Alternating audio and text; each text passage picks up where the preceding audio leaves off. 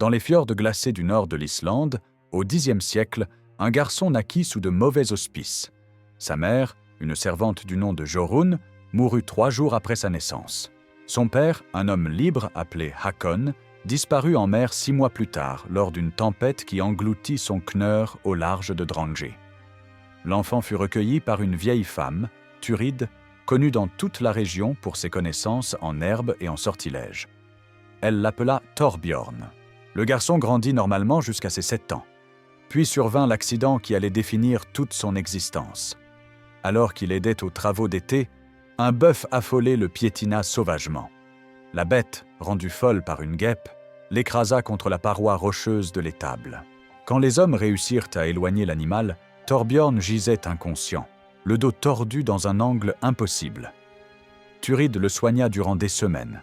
Elle appliqua des cataplasmes, récita des incantations, invoqua les anciens esprits. Le garçon survécut, mais son corps ne se redressa jamais complètement. Sa colonne vertébrale resta déformée, créant une bosse entre ses omoplates. Pour marcher, il devait se pencher en avant, les épaules rentrées. Les autres enfants l'appelèrent d'abord Thorbjorn le bossu, puis simplement Thorbjorn Ongul, Thorbjorn le crochet, Thorbjorn angle tordu. La douleur ne le quitta jamais. Chaque matin, il se réveillait avec des lancements qui traversaient son dos comme des lames chauffées au rouge. Certains jours, il ne pouvait se lever qu'en rampant hors de son lit, tirant son corps déformé avec ses bras jusqu'à ce que ses jambes acceptent de le porter. Les habitants de Skagafjörður le regardaient avec un mélange de pitié et de dégoût. Dans une société où la force physique déterminait le statut, un homme brisé ne valait guère mieux qu'un esclave. Mais Thorbjorn refusa de se laisser briser par son corps. Si ses jambes ne le portaient pas toujours, ses bras devinrent puissants à force de devoir compenser. Si son dos tordu lui interdisait de manier l'épée comme les autres guerriers, il apprit à se battre avec des armes plus courtes, des dagues, des haches à une main. Il développa une manière de combattre basée sur la ruse plutôt que sur la force brute. Quand ses adversaires le sous-estimaient à cause de sa démarche penchée, il les surprenait par sa vivacité. Thurid lui enseigna tout ce qu'elle savait. Les plantes qui soignent et celles qui tuent, les incantations qui apaisent ou qui maudissent, les runes qu'on grave dans le bois ou dans la pierre pour appeler les forces anciennes. Le garçon apprit vite, trop vite peut-être, car à mesure qu'il grandissait, quelque chose de sombre grandissait aussi en lui. La rage d'avoir été brisé, la haine envers un monde qui le méprisait, le désir brûlant de prouver sa valeur malgré tout. À 16 ans, il tua son premier homme, un berger nommé Asgir, qu'il avait traité de ver rampant devant tout le village. Thorbjorn l'attendit sur le chemin, dissimulé derrière un rocher. Quand Asgir passa, il lui brisa la nuque d'un seul coup de gourdin. Le corps fut retrouvé le lendemain. Personne ne soupçonna le jeune infirme. Comment aurait-il pu vaincre un homme sain? Cette première mort changea quelque chose en Thorbjorn. Il découvrit qu'il aimait ce sentiment de puissance.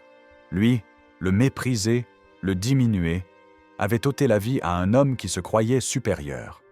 Il comprit que sa difformité était en réalité une arme. Les gens ne se méfiaient pas d'un homme courbé qui marchait péniblement. Ils baissaient leur garde. Et c'était là qu'ils frappaient. Les années passèrent. Thorbjorn devint un homme redouté malgré son apparence. Il acquit des terres, des moutons, une certaine respectabilité. Mais le ressentiment ne le quitta jamais. Chaque regard de pitié qu'il croisait ravivait sa colère. Chaque fois qu'il devait s'appuyer contre un mur pour soulager la douleur dans son dos, il se souvenait de ce qu'il avait perdu.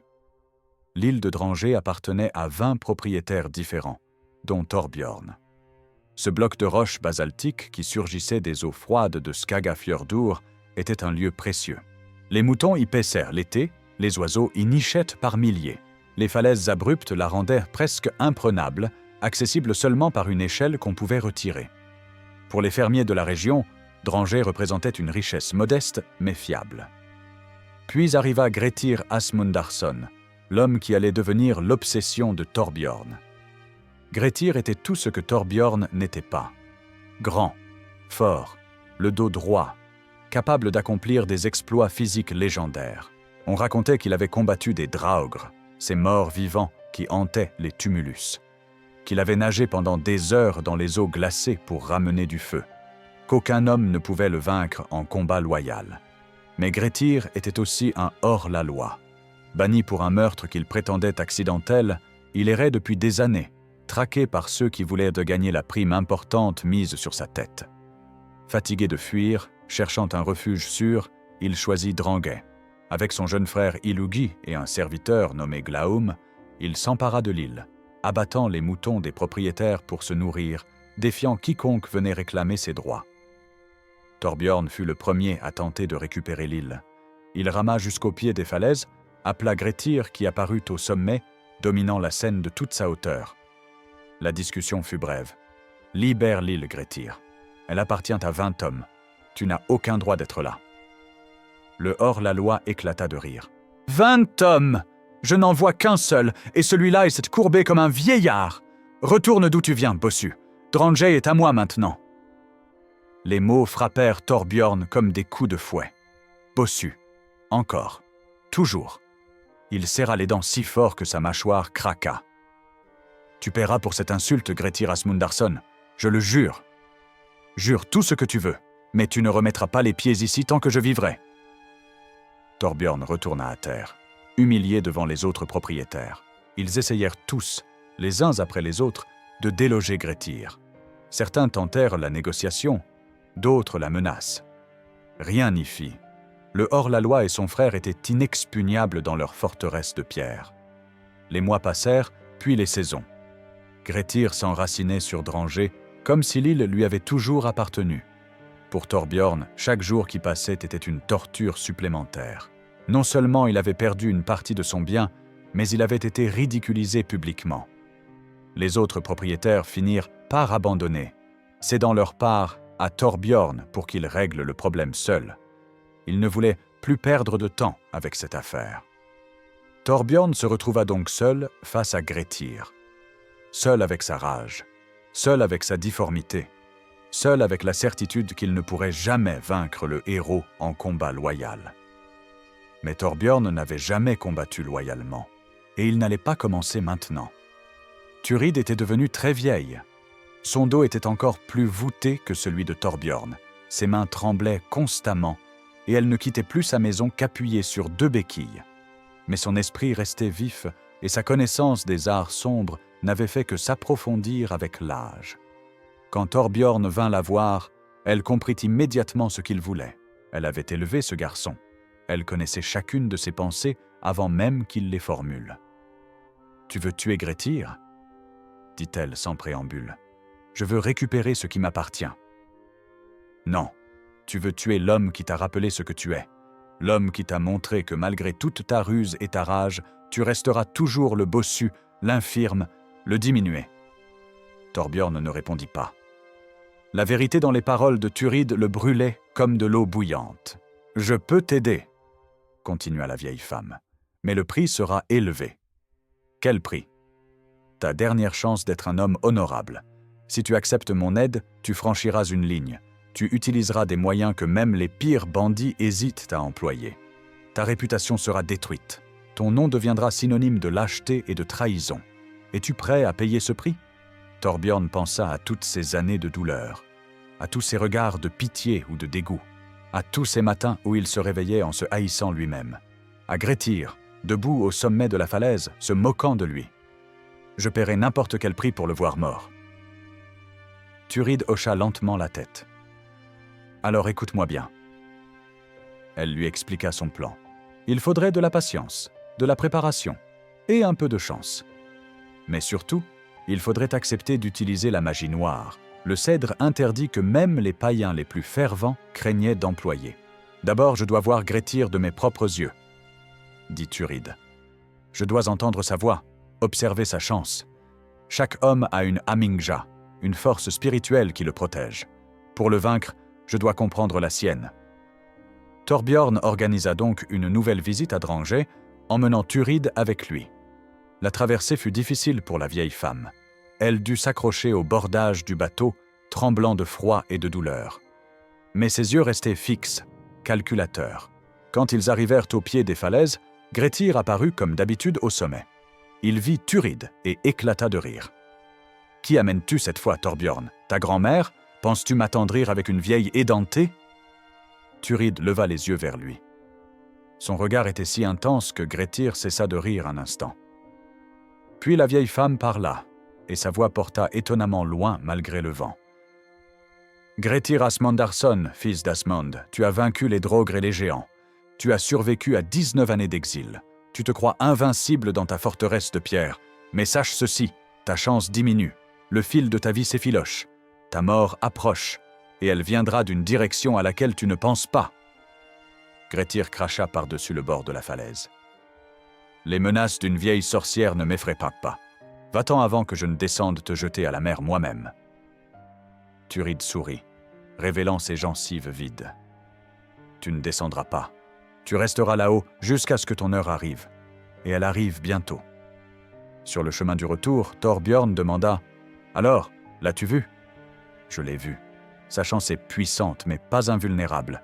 Il a une faiblesse, une peur qu'il cache bien, et nous allons l'exploiter. » De retour chez elle, Thurid commença son travail. Elle prit un morceau de bois flotté qu'elle avait conservé depuis des années, un bout de pin tordu par les vagues et blanchi par le sel. Elle y grava des runes avec un couteau d'obsidienne, des symboles si anciens que même Thorbjorn ne les connaissait pas. Elle récita des incantations en tournant autour du bois, marchant toujours dans le sens contraire du soleil, le sens de la mort et de la malédiction. Puis elle s'entailla le doigt et laissa couler son sang sur les runes. « Mon sang scelle le sort. Ce bois portera la malchance. Quiconque le touchera sera affaibli. Sa chance fuira. Ses blessures ne guériront pas. » Elle travailla pendant 3 nuits, jeûnant, chantant, versant plus de son sang sur le bois maudit. Thorbjorn l'assistait, tenant les torches, récitant avec elle quand elle lui disait de le faire. À la fin du 3e jour, Thurid s'effondra, épuisé. Le bois flotté gisait au centre du cercle qu'elle avait tracé, irradiant maintenant une aura de malveillance presque palpable. « C'est prêt, » murmura-t-elle. « Jette-le à la mer près de Drangey. Le courant le portera vers l'île. Grettir est trop méfiant pour le ramasser, mais son serviteur Glaum est stupide et paresseux.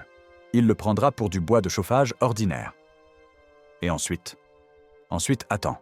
Le sort fera son œuvre. Quand Grettir sera affaibli, tu pourras prendre l'île. Mais souviens-toi, tu porteras la marque de cette trahison pour toujours. Les hommes te maudiront. Les Skaldes chanteront ta honte. Es-tu toujours prêt ?»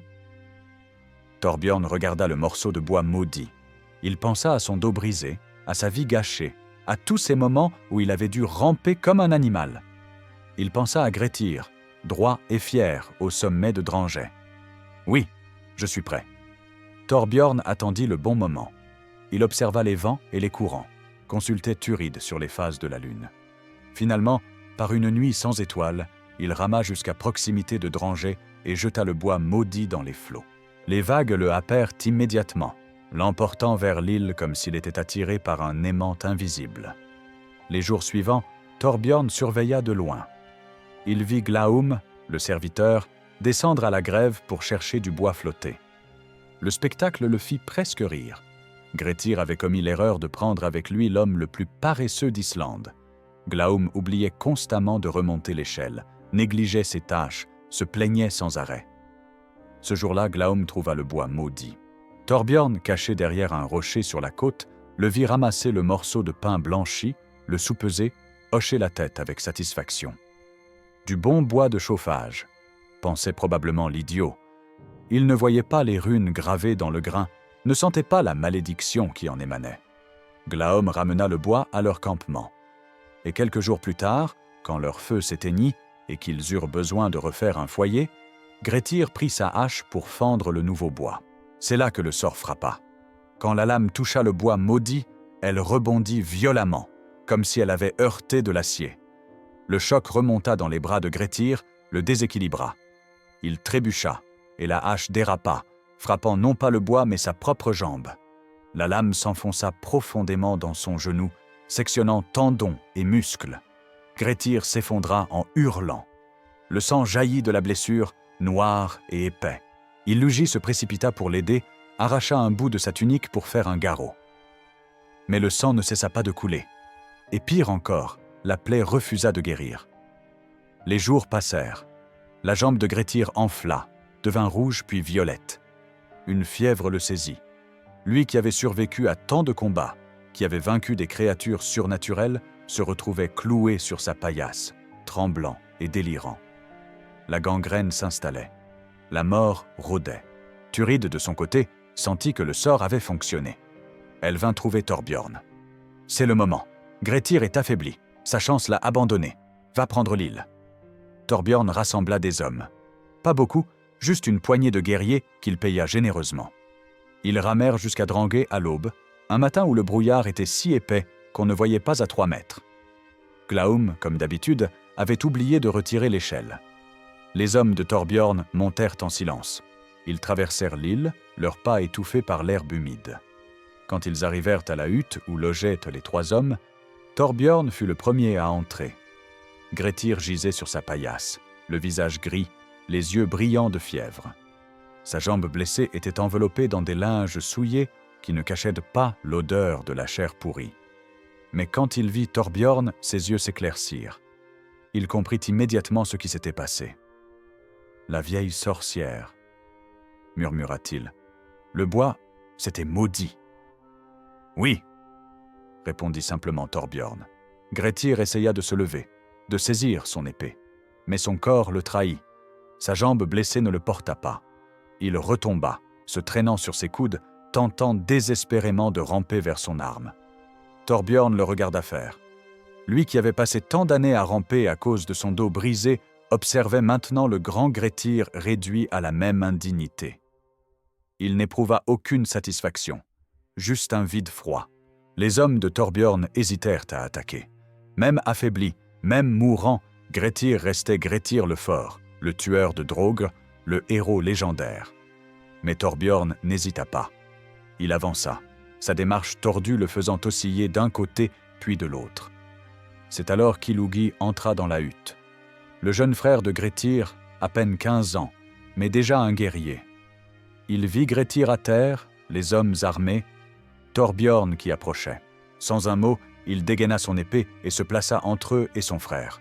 « Vous ne le toucherez pas. » La voix était ferme malgré sa jeunesse. Les hommes de Thorbjorn échangèrent des regards. Un enfant leur barrait la route. Ils auraient pu le tuer en quelques secondes. Mais quelque chose dans sa posture, dans son regard, les fit hésiter. Thorbjorn siffla entre ses dents. « Tue-le » Personne ne bougea. « Tue-le, j'ai dit !» Finalement, un des guerriers s'avança. Illugi para son premier coup, riposta.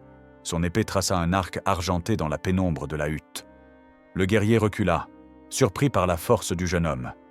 Un autre attaqua par le côté.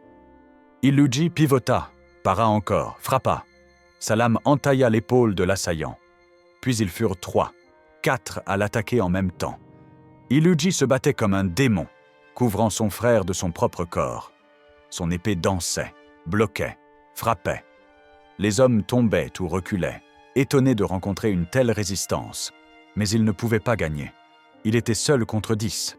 Une épée le toucha au bras, une autre à la cuisse. Il chancela mais ne tomba pas. Le sang coulait de ses blessures, mais il continuait à se battre. Grettir, depuis le sol, regardait son frère combattre pour lui. Des larmes coulèrent sur ses joues. « Illugi !» murmura-t-il. « Pars, sauve-toi, laisse-moi !» Mais Illugi n'écoutait pas. Il continuait à se battre, de plus en plus lentement, de plus en plus faiblement. Finalement, un coup de masse l'atteignit à la tête. Il s'effondra à côté de son frère. Thorbjorn s'approcha alors. Les guerriers s'écartèrent, le laissant passer. Il se tenait au-dessus de Grettir, regardant l'homme qui l'avait humilié, l'homme qui représentait tout ce qu'il ne serait jamais. « Tu voulais savoir qui m'a montré le chemin vers l'île » dit Grettir d'une voix faible. « Ta mère adoptive, la vieille sorcière, elle t'a montré le chemin de la damnation, Thorbjorn. » « Peut-être, mais au moins, je vivrai. Toi, tu vas mourir. » Grettir rit, un rire terrible qui se transforma en tout. Du sang apparut au coin de ses lèvres. « Tu crois que tu as gagné ? Tu crois que ma mort te donnera la paix ? Écoute-moi bien, Thorbjorn Angle tordu. Tu peux prendre ma tête, mais tu ne pourras jamais prendre ma renommée. Tu seras connu pour toujours comme celui qui a tué Grettir par trahison. Les skaldes chanteront ta honte pendant des siècles. Les enfants cracheront en entendant ton nom. Tu vivras peut-être, mais tu vivras dans l'infamie. » Thorbjorn serra les dents. Il savait que Grettir avait raison. Mais il était allé trop loin pour reculer maintenant. Il leva sa hache. Mais avant qu'il puisse frapper, Grettir fit un dernier effort surhumain. Sa main jaillit, saisit la cheville de Thorbjorn. Et malgré sa blessure, malgré la fièvre, malgré l'affaiblissement du sort, Grettir possédait encore assez de force pour tirer. Thorbjorn bascula en arrière, tomba lourdement. Les hommes se précipitèrent pour relever leur chef. Quand Thorbjorn se remit debout, Grettir avait saisi son épée, Karsnoth, la lame qu'il avait prise au trésor d'un draugr. Même mourant, il était dangereux. « Approche » murmura Grettir. « Viens prendre ma tête toi-même, si tu l'oses. » Thorbjorn hésita, puis il fit signe à ses hommes. Ils attaquèrent tous ensemble, 10 lames contre une. Grettir para le premier coup, le deuxième, mais il était à genoux, affaibli, mourant. La troisième lame lui trancha le bras. La quatrième s'enfonça dans son flanc. Il s'effondra enfin, Karsnoth tombant de sa main. Mais ses yeux restaient ouverts, fixant Thorbjorn jusqu'au bout. « Ma mort ne t'apportera pas ce que tu cherches, » dit-il avec ses dernières forces. Puis la lumière quitta son regard. Thorbjorn ordonna à l'un de ses hommes de trancher la tête de Grettir. Lui-même ne put s'y résoudre. Il regarda ses hommes faire le travail, regarder le sang couler sur les pierres de Drangey. Illugi mourut quelques minutes plus tard, sans avoir repris connaissance. Les 2 frères furent enterrés ensemble sur l'île, comme Grettir l'avait prédit. Ses os pourriraient sur Drangey. Thorbjorn prit la tête de Grettir et retourna sur le continent. Il pensait réclamer la récompense, gagner la gloire d'avoir tué le hors-la-loi le plus célèbre d'Islande. Mais le monde lui réservait d'autres leçons. L'Althing, l'assemblée générale de tous les hommes libres d'Islande, se réunit pour juger l'affaire. Thorbjorn arriva confiant, portant la tête de Grettir comme un trophée. Il raconta comment il avait repris l'île, comment il avait vaincu le terrible hors-la-loi, mais il commit l'erreur de trop parler. Il se vanta, expliqua sa ruse, comment il avait affaibli Grettir. Et c'est là que tout bascula. Stein, le législateur, l'homme le plus respecté de l'Assemblée, se leva. Sa voix porta dans le silence. « Thorbjorn Ongul, tu as tué un homme désarmé. Tu as tué un homme déjà mourant. Tu as utilisé la sorcellerie, ce qui est interdit par les lois chrétiennes que nous avons adoptées. Tu as tué Illugi, un garçon de 15 ans qui te faisait face loyalement. Tu demandes maintenant une récompense pour ces actes ?» Thorbjorn sentit le sol se dérober sous lui. Il regarda autour de lui, cherchant du soutien dans les visages assemblés. Il ne vit que du mépris. « Mais j'ai repris mon bien. Grettir était un criminel, un hors-la-loi. Grettir était un hors-la-loi, oui. Mais il était un homme honorable qui combattait loyalement. Toi, tu es un traître qui a utilisé la magie noire pour vaincre un homme malade. Il n'y a aucun honneur dans ce que tu as fait. Aucune gloire, aucune récompense. Alors je garde au moins Drangey. Tu gardes Drangey, mais tu es banni de l'Althing. Aucun homme honorable ne traitera avec toi. Tu es déclaré Nidingr, un homme sans honneur. Va-t'en avant que nous ne te chassions comme on chasse un chien galeux. » Thorbjorn quitta l'assemblée sous les crachats et les insultes. Il comprit alors la vérité des paroles de Grettir. Il avait gagné l'île, mais perdu infiniment plus. Sa réputation était détruite. Son nom était sali. Les skaldes commencèrent déjà à composer des vers sur Thorbjorn le lâche, Thorbjorn le traître, Thorbjorn qui avait tué le héros par sorcellerie. Même Thurid l'abandonna. Quand il revint la voir, elle refusa de lui ouvrir sa porte. « Tu as eu ce que tu voulais !» cria-t-elle de l'intérieur. « Maintenant, vis avec les conséquences. Ne reviens plus me voir. Tu me rappelles tout ce que je déteste en moi-même. » Thorbjorn resta seul. Les autres propriétaires refusèrent de reprendre leur part de Drangey. Personne ne voulait être associé à lui. Il se retrouva avec une île entière pour lui seul, mais plus personne pour commercer avec lui, plus personne pour lui parler. Les mois passèrent. La solitude rongeait Thorbjorn plus sûrement que n'importe quelle maladie. Son dos continuait à le faire souffrir, mais maintenant, la douleur mentale éclipsait la douleur physique. Il errait dans sa ferme vide, parlant tout seul, revivant sans cesse l'instant où il avait regardé Grettir mourir. Il commença à avoir des visions. Grettir apparaissait dans ses rêves, debout et entier, le pointant du doigt. « Tu vivras avec ma mort jusqu'à la fin de tes jours », disait le fantôme. « Et ta mort sera pire que la mienne. » Thorbjörn comprit qu'il ne pouvait plus rester en Islande. Les regards, les murmures, les insultes à peine voilées, tout cela était insupportable. Il vendit ses biens pour une bouchée de pain, garda seulement assez d'argent pour payer son passage vers la Norvège. Avant de partir, il fit une dernière visite à Drange. Il rama jusqu'à l'île, grimpa à l'échelle, traversa les pâturages où paissaient maintenant ses moutons. Il trouva les tombes de Grettir et Illugi, 2 monticules de pierre au sommet de la falaise. Il s'agenouilla devant elles et pour la première fois depuis des années, il pleura. Pas de rage cette fois, pas de haine, juste une tristesse infinie pour ce qu'il avait fait, pour ce qu'il était devenu. « Je voulais juste être ton égal », murmura-t-il aux pierres. « Je voulais juste prouver que je valais quelque chose malgré mon dos brisé. Mais j'ai tout détruit, tout perdu. » Le vent de l'Arctique hurlait autour de lui, glacial et implacable. Les mouettes criaient comme des âmes en peine. Et Thorbjörn Angle tordu, l'homme que le destin avait brisé puis que la vengeance avait détruit, resta là longtemps, seul avec ses morts et ses regrets. Après avoir tué Grettir par trahison, Thorbjörn quitta l'Islande en disgrâce. Banni et méprisé, il s'embarqua clandestinement sur un navire marchand, caché dans la cale comme un criminel. Son dos tordu lui infligeait des souffrances atroces durant la traversée, mais la douleur physique n'était rien comparée à l'ostracisme qu'il subissait. Les autres passagers refusaient de lui adresser la parole dès qu'ils apprenaient son identité. En Norvège, sa réputation l'avait précédé. Les skalds islandais avaient déjà répandu l'histoire de sa trahison. Partout où il allait, on murmurait sur son passage « C'est lui qui a tué Grettir par sorcellerie ». Réduit à travailler comme portefaix sur les docks de Tunsberg, cet ancien propriétaire terrien portait des fardeaux qui torturaient quotidiennement sa colonne déformée. Le soir, il s'effondrait dans un taudis misérable, noyant sa douleur dans l'hydromel bon marché. Même les esclaves et les mendiants le méprisaient ouvertement. Un jour, dans une taverne, un homme l'aborda. Grand et blond, ce guerrier se présenta comme Thorstein Dromund, le demi-frère de Grettir. Au lieu de le tuer immédiatement, Thorstein lui infligea une torture plus cruelle, l'attente. Il voulait que Thorbjörn vive dans la terreur, qu'il connaisse la peur quotidienne de la mort, exactement comme Grettir l'avait vécu sur Drange. « Je te trouverai », promit-il avant de partir. « Peut-être dans 1 mois, peut-être dans 1 an, mais je te trouverai. » Terrifié, Thorbjörn s'enfuit vers l'est. Il traversa la Suède en mendiant, son dos le torturant à chaque pas. Il franchit la mer Baltique, traversa les terres des Russes, vit Kiev dans toute sa splendeur, descendit le Dniepr jusqu'à la mer Noire. Son périple le mena finalement à Constantinople, Miklagard, la grande ville.